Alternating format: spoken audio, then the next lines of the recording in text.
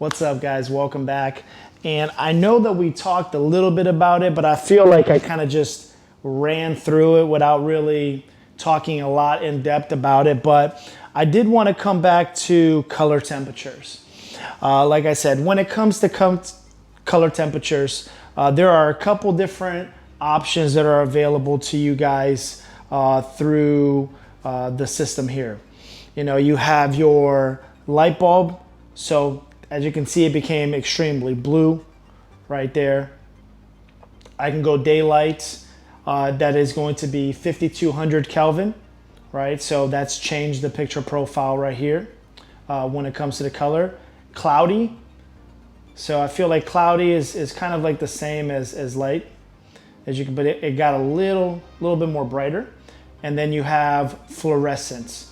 So as you can see, each one is going to give you a little bit of a difference depending on, once again, what you're trying to accomplish. You can really play with these features and these settings and really kind of make them your own.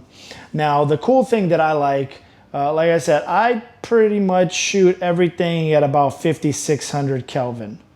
So if I go here, I'll remove the, this is doing the auto balance right here. So, but if I wanted to, let's say 5600, whatever it may be, or I feel like it's very yellow because I do have that light, that light right there. So if I wanted to bring it there, and let's say I'm satisfied with that particular color, if I press A and hold it, I'm gonna get this menu that's going to say apply preset, meaning that it's going to bring up whatever I had saved previous, or I can go save current value to preset, and boom, I have that saved in there. So whatever I go, if I just press A, it's going to take me exactly where the temperature that I had set on the preset that's going to be available.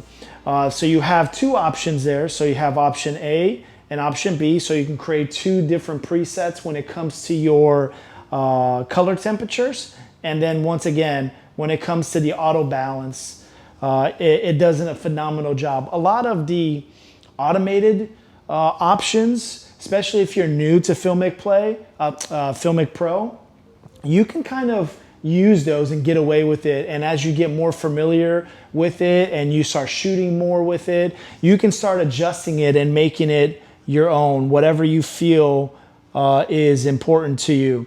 Another thing that I do is I have one of these white balance cards, right? So what I will typically do is before a shoot, I will come in here and I will adjust my colors. As you can see, it's doing the white balance, right? It's figuring out where the temperature needs to be. And if I like that, I'll press A, save presets, and now it's allowed me to balance. So these go on Amazon. I think I paid like 10 bucks for this one. You know, you can fold it up and comes in a nice little pouch that you can use it. There are some other ones that are a lot more expensive. If you want to get into color checkers and all that kind of stuff, there are a lot out there. But, you know, once again, going back to our conversation of being able to get the best possible data from our source, I want to be able to dial in as much stuff as possible so that it gives me the most amount of flexibility when it comes to post. So investing in one of these, I think, are super convenient. Like I said, you can do it, you can put it there. A lot of times, if I'm with a subject, I will have the subject kind of hold this in front of them, you know, either this one right here or that one right there. And even if I don't do it on my phone, I can always go into Final Cut Pro or DaVinci and use this as my reference for my white balance. So I just wanted to take a little bit of time and talk about those features. I really feel that they're good to know. And once again, when it comes to this app, it really is awesome. So I really hope that you guys got something out of that. I will catch you guys in the next one.